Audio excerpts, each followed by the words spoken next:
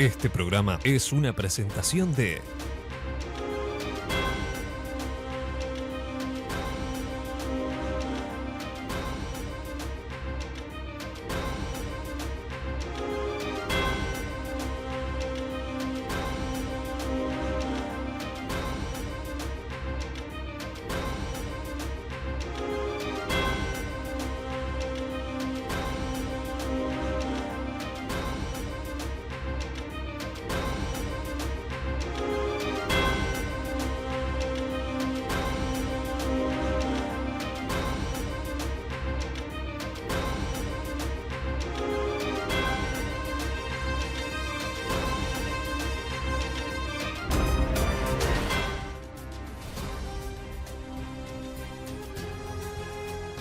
Buenas noches, gracias por estar ahí. Estamos en La Mira, estamos en BTV. Más adelante vamos a estar con el secretario general de la LAI, Sergio Abreu, contándoles de un proyecto muy interesante para financiar la actividad de las pequeñas y medianas empresas que lanza en estos días el organismo internacional. Vamos a estar además hablando de una enfermedad que es increíble, pero el ministerio no la reconoce como tal. Se llama endometriosis, la sufren 250.000 mujeres, es crónica y extremadamente dolorosa. Pero ahora en este primer bloque sabrán que en los últimos días se conoció una declaración de 111 economistas frente amplistas por el no, contra el plebiscito del PIT-CNT, que busca reformular la seguridad social, con Fede Comesaña. ¿Cómo estamos? Buenas noches para todos. Y nuestro invitado, el economista Martín Valcorba. Gracias por estar, Martín. Buenas noches, un gusto estar con ustedes. Muy bien. ¿Cómo generó reacciones políticas adversas la declaración de los economistas, ¿no? Quienes impulsan el sí? Yo escuchaba a Juan Castillo, por ejemplo, decir que rompía las reglas de juego de la libertad de acción. La verdad que no entiendo cuál es el concepto de libertad de acción, pero ¿los sorprendió esto a ustedes? Bueno, han habido reacciones de apoyo, respaldo, han habido planteamientos críticos. Claro, Martín, una cosa es que te apoyen o critiquen en función de la posición, pero es raro que te critiquen por expresar tu posición. No, claro. Eso se discutió a nivel de la orgánica del Frente, en la mesa política, en el secretariado, y la conclusión es a la cual se llegó es que nuestro planteamiento había estado en el marco de lo que el Frente resolvió como libertad de acción, que es libertad de acción para quienes están de acuerdo con el plebiscito, manifiesten sus fundamentos, y quienes estamos en contra del plebiscito manifestamos nuestros argumentos también.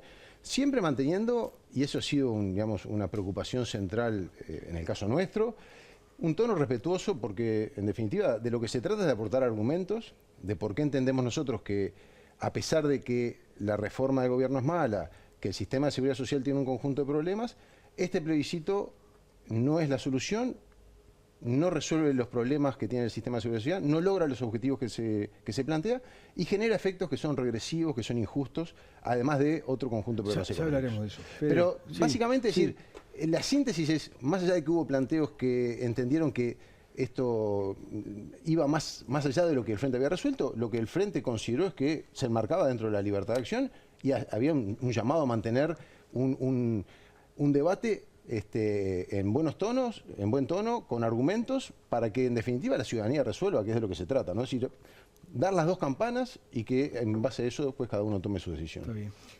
La misma pregunta que le hicimos acá en esta mesa a Yamandu Orsi.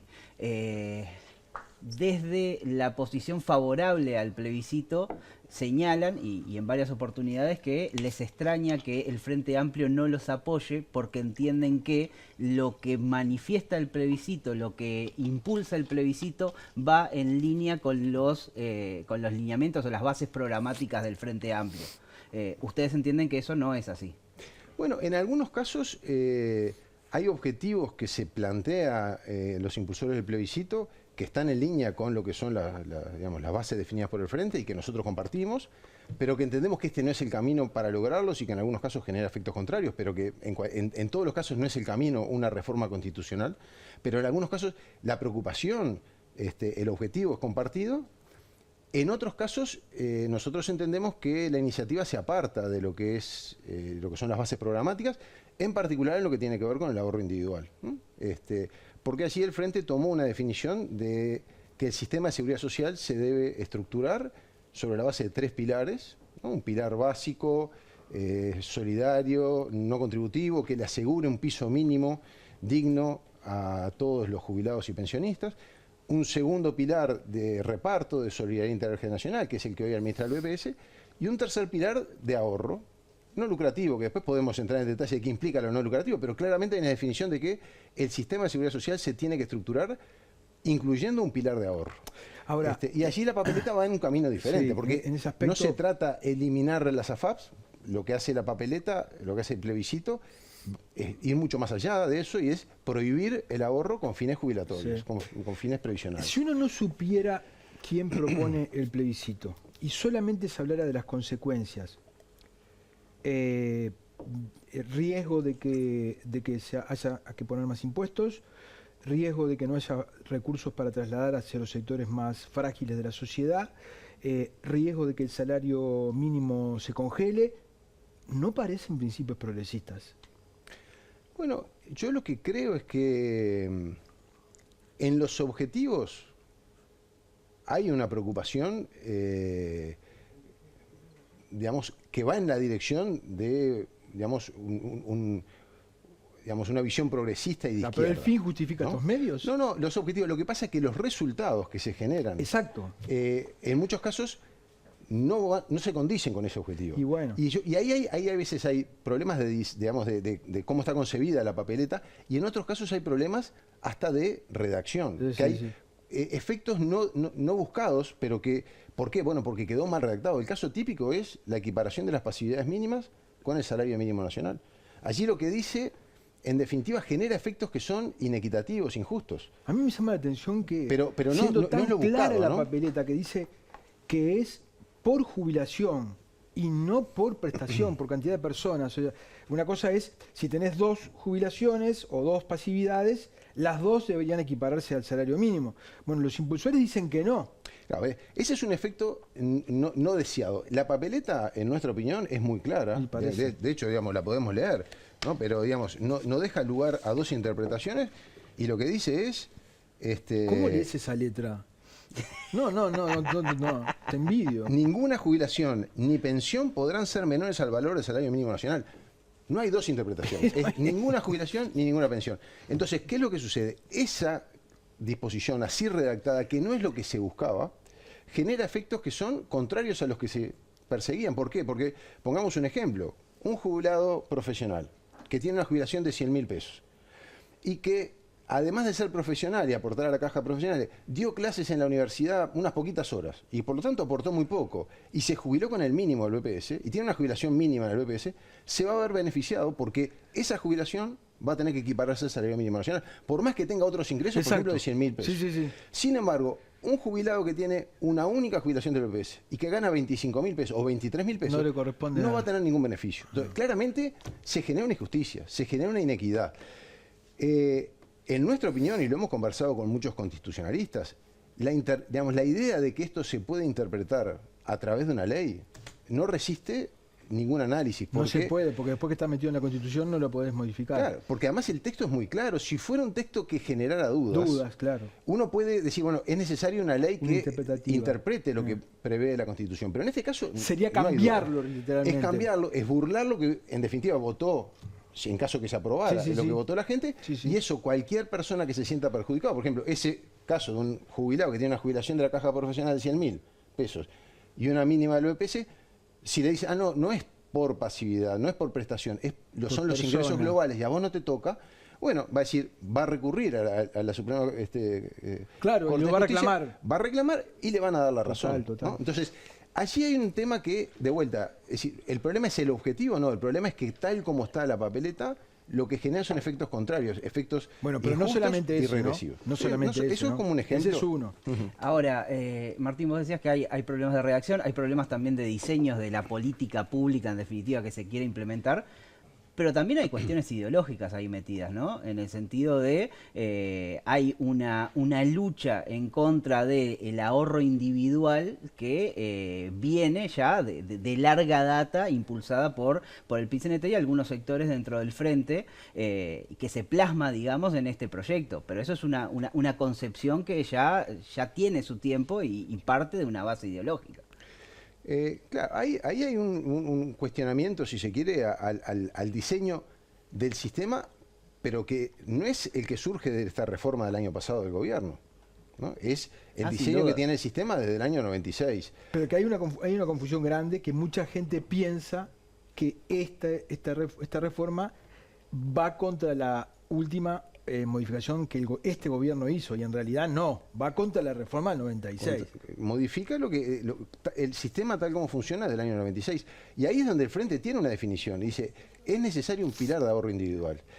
Podemos discutir cómo se tiene que organizar. Y ahí yo creo que el sistema como hoy funciona con las AFAP tiene problemas. De hecho, al principio tenía muchos más problemas. Las comisiones que cobraban las AFAP privadas, sobre todo, eran extraordinariamente elevadas. En el año 2018 se modifica la reglamentación, la regulación de las comisiones, y se logró una rebaja importante, pero aún hay problemas. Por ejemplo, ¿cuál es es decir, uno puede tener un sistema de ahorro individual y lo que tiene que hacer es que ese ahorro se invierta profesionalmente, porque en definitiva, cuanto mayor sea el rendimiento que le podemos sacar a ese ahorro, mejor va a ser la jubilación o la prestación que se va a poder pagar en el futuro.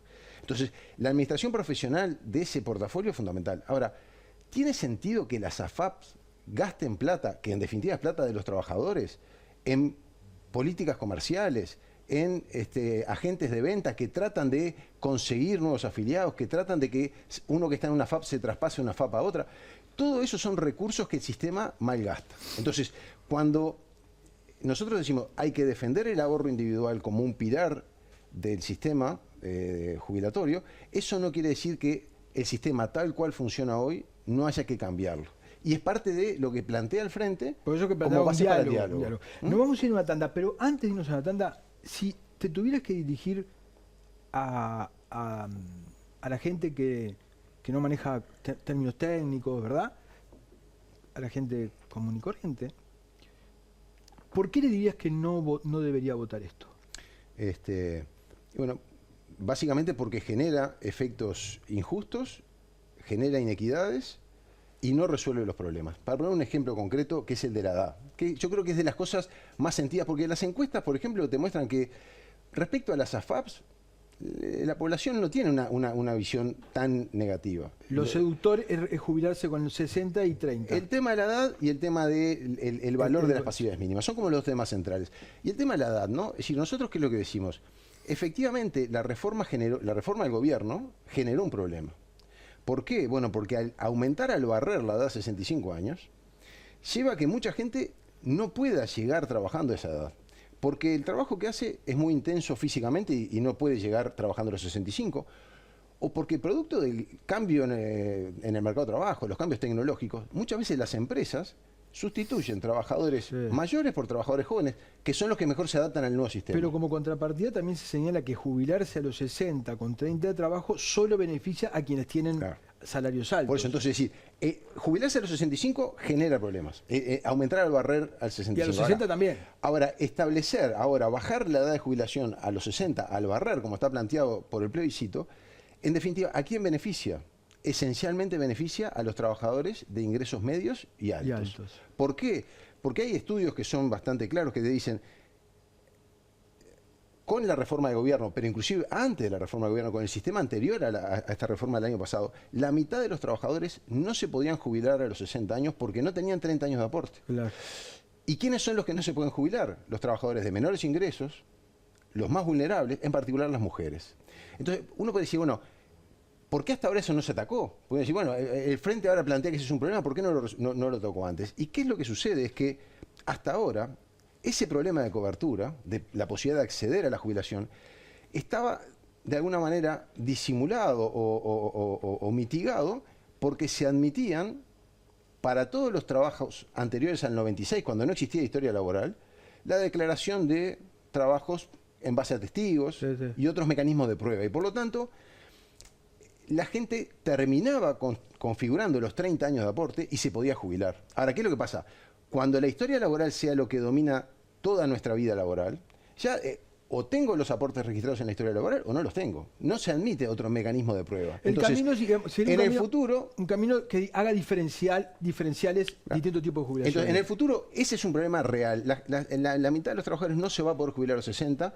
Por lo tanto, el plebiscito, ¿a quién termina beneficiando? A los trabajadores de ingresos más altos. ¿Qué es lo que nosotros planteamos? Bueno, así como jubilarse, aumentar a 65 años es un problema, lo que debería admitirse es la posibilidad de una causal anticipada de retiro. Exacto. Es decir, la edad normal de retiro son los 65 años. Ahora, hay mucha gente que no puede llegar trabajando a los 65. Y por lo que tanto, se admita eso. Admitimos una causal anticipada con, digamos, esquemas de cálculo de la jubilación también diferentes, ¿no? Nos vamos a una tanda y ya seguimos con el economista Martín Valcorba. Seguimos en la mira con el economista Martín Valcorba hablando del plebiscito que impulsa el PIT-CNT contra la reforma de la Seguridad Social, FEDE. Uno de los argumentos que se ponen, digamos, a favor de esta reforma es que las AFAPs no cumplieron con la promesa que tenían en aquella reforma del 96. Hoy realmente estamos ante un sistema previsional uruguayo que es tan malo como plantean los que están a favor del plebiscito. Lo que vos planteás, Federico, es bien importante porque efectivamente yo creo que hay parte del malestar que hoy existe a nivel de la ciudadanía, ¿no? O de un conjunto importante de uruguayos, surge por cómo se ha intentado defender las reformas, las sucesivas reformas de parte del gobierno. Entonces, ¿qué es lo que nos dijeron en el 96? Que con las AFAPs íbamos a estar bárbaros, que nos íbamos a jubilar con unos ingresos espectaculares, hasta si se llegaba a hablar de que íbamos a poder viajar a hacer turismo en la luna, de tan buena que eran las jubilaciones. La realidad es que las jubilaciones de las AFAP no son buenas. Ahora, ¿ese es un problema de las AFAP? No, es un problema que el sistema, tal como está diseñado, no genera por el componente de ahorro individual jubilaciones buenas. Entre otras cosas porque los aportes que volcamos a las AFAP son un tercio de los aportes que realizamos digamos, al BPS, por el lado de los aportes personales y patronales. O sea, volcamos mucho más dinero como aportes al BPS que a la AFAP, y además el BPS recibe subsidios, impuestos afectados. ¿Qué quiere decir esto? Es que naturalmente la jubilación de la AFAP va a ser menor. Ahora, ese problema que genera desconfianza, que genera malestar, y que está muchas veces por detrás de esa reacción popular, de decir, bueno, yo estoy en contra de esto, firmo para el plebiscito y voto por el plebiscito, también lo vimos en esta última reforma, la del gobierno del año pasado, una reforma que se motivaba en la necesidad de contener el aumento del gasto, por un tema de sostenibilidad fiscal, financiera, que era como el fundamento central. Se hace la reforma y después el gobierno, el ministro de Trabajo, la ministra de Economía, el propio presidente de la República, ¿qué es lo que nos dicen? Con esta reforma nos vamos a jubilar mejor que lo que nos jubilamos antes. Entonces, eso no es creíble, porque claramente si yo lo que quiero es gastar menos, no me van a pagar una jubilación mejor. Ahora, Martín, también hay Entonces, eso genera malestar, hay genera problemas desconfianza. Estructurales que no tienen que ver con el sistema en particular, sino que tienen que ver con lo deprimido que está el mercado de trabajo, con el equilibrio poblacional que tenemos de gente muy joven y mucha gente vieja, ¿no? O sea, hay problemas que son... Hay problemas estructurales. Y por eso decíamos, digamos, el Frente planteaba que era necesario hacer una reforma. Lo planteó antes de las elecciones del año 2019. Lo planteó Danilo, lo planteó Tabaré, lo planteó el propio Pepe Mujica. Es decir, era necesario hacer una reforma del sistema jubilatorio de seguridad social, entre otras cosas porque hay problemas estructurales que había que atender. Y lo demográfico es clave. Claro. Porque un sistema de reparto, ¿en qué se basa? Que los trabajadores activos aportamos, pero no aportamos para que nos paguen nuestra jubilación. Aportamos para que el BPS le pueda pagar a los jubilados actuales.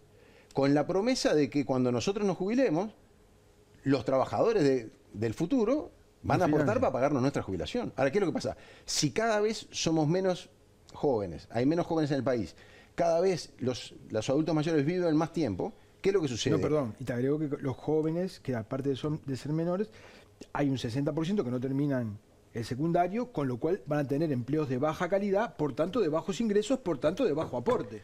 Y también te podría agregar de que hay una tendencia en el mercado de trabajo que nos lleva a que cada vez el trabajo independiente, Claro. el trabajo no dependiente sea También. mayoritario, digamos, cada vez mayor. Sí, Entonces, sí. eso tiene, por ejemplo, no hay aportes patronales. O sea, hay todo un dilema en el financiamiento. Ahora, Sí. eso nos obliga a reformar, porque si no el sistema no es sustentable. Pero una reforma un poco más compleja que el blanco-negro. Correcto. Y además, esta fue una reforma, la del gobierno, que exclusivamente atendió a los problemas de jubilaciones y pensiones. Por ejemplo, lo que hablábamos recién de los trabajadores independientes, es un problema que hay que considerar. Todas las inequidades que hay en el financiamiento, la reforma no lo consideró. Ahora, el plebiscito tampoco lo resuelve. Por eso decimos, el plebiscito no resuelve los problemas que tiene el sistema de seguridad social, lo cual nos va a obligar a que el próximo gobierno haga una nueva reforma. El Frente propone que sea a partir de un diálogo social donde define 4 o 5 temas que son los centrales a discutir, más los que surjan del diálogo.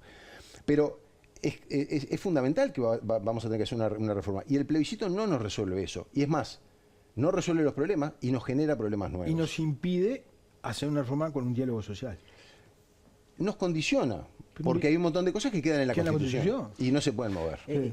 Yendo a lo que tiene que ver con la sostenibilidad de todo esto, porque uno de los grandes aspectos que se le cuestiona a la reforma es que el gasto que implica y la magnitud del gasto que implica poder aplicarla tal y como están los papeles. En ese sentido, ¿cómo la ves y cómo se podría explicar? Porque muchas veces, más allá de los argumentos técnicos, es difícil convencer a la gente y decirle, mira, esto por más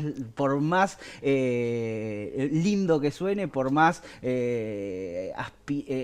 que podamos aspirar a esto, es difícil concretarlo en los hechos, dada la situación en la que estamos. Correcto. Ahí ha habido también un área en el cual se ha debatido cuál es el impacto inmediato, el costo inmediato que genera la reforma.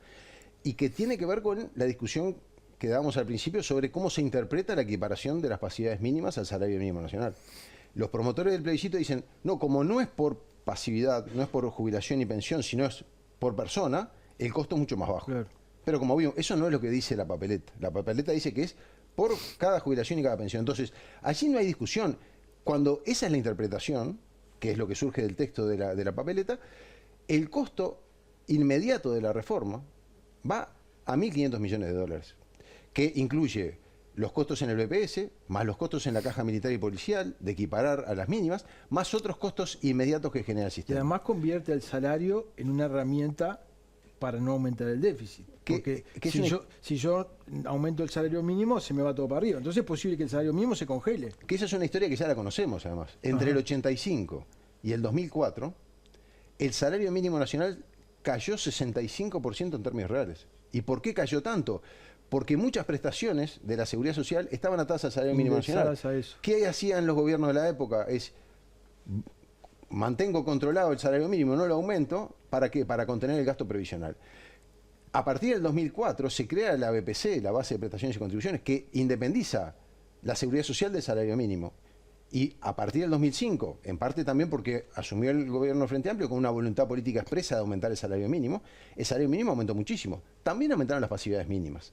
Ahora, el otro problema que tiene esto, que es la paradoja de que nosotros ponemos en la Constitución, porque pensamos que es lo más garantista que hay, la equiparación con el salario mínimo nacional, pero en realidad el salario mínimo nacional lo fija discrecionalmente el gobierno. Claro. O sea, estamos metiendo en la Constitución, Claro. dándole carta libre al gobierno de turno a que haga con el salario mínimo lo que quiera. Pero para terminar lo del costo, es decir, 1.500 millones es el costo inmediato. Ahora, dentro de 15, 20 años, ese costo se eleva a 4.000 millones. Y seguramente para el televidente sean cifras que le escapan, digamos, la magnitud. Ahora, para tener una idea, 4.000 millones de dólares, que es lo que el gasto adicional que se generaría de acá a 15, 20 años, equivale a todo el presupuesto que anualmente volcamos a la educación Yo te pública. quiero hacer una pregunta, nos queda poco tiempo, te hago una, responder las dos que nos quedan cortas.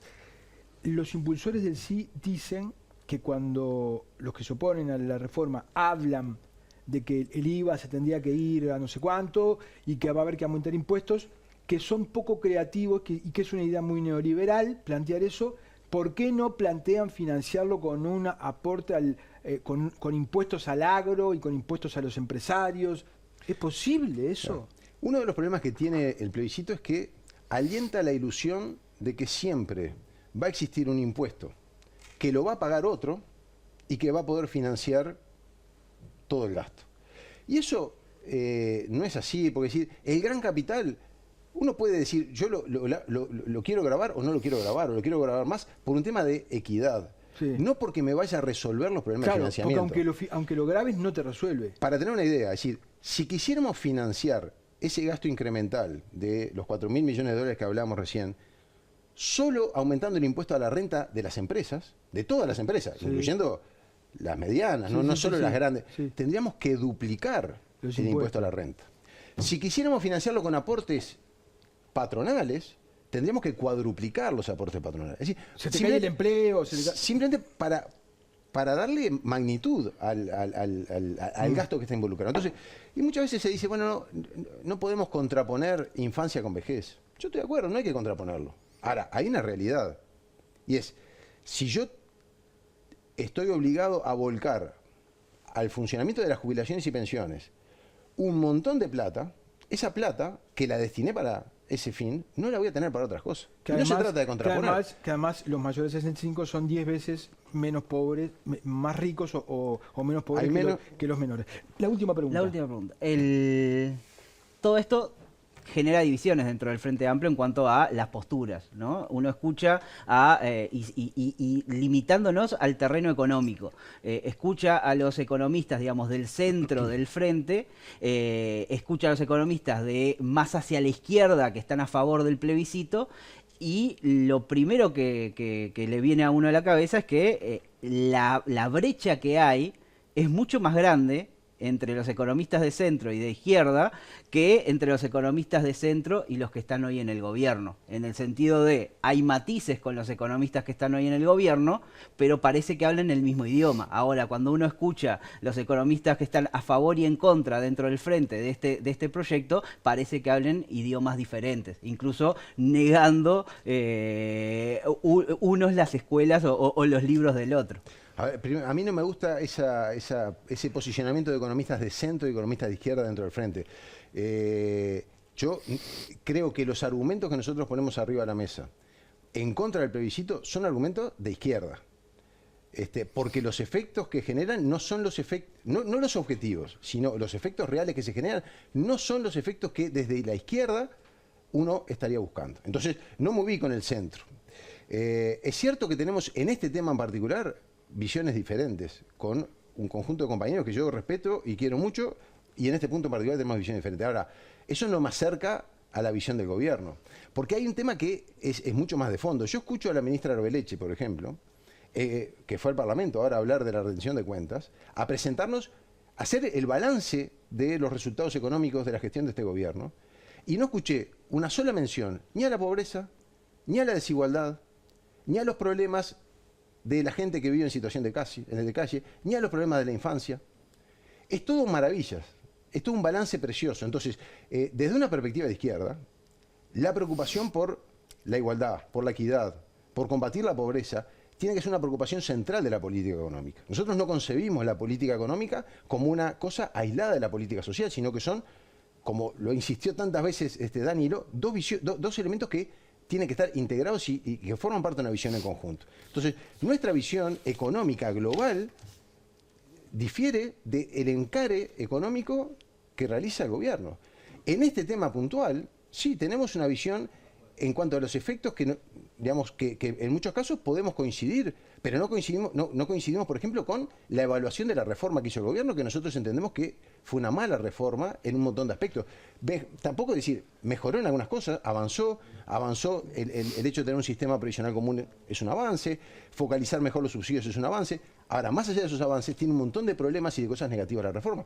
Entonces, ni siquiera en el tema de seguridad social globalmente considerado, es que tenemos una visión que se asemeja a la del gobierno. En la evaluación de los efectos del plebiscito, sí, pero es una cuestión que es estrictamente puntual sobre los efectos que tiene el plebiscito. Martín, te quedo muy agradecido que hayas venido. No, muchas gracias a ustedes y un gusto estar acá. Muy bien, Fede, gracias. Nos vemos, hasta luego. Una tanda, ya volvemos.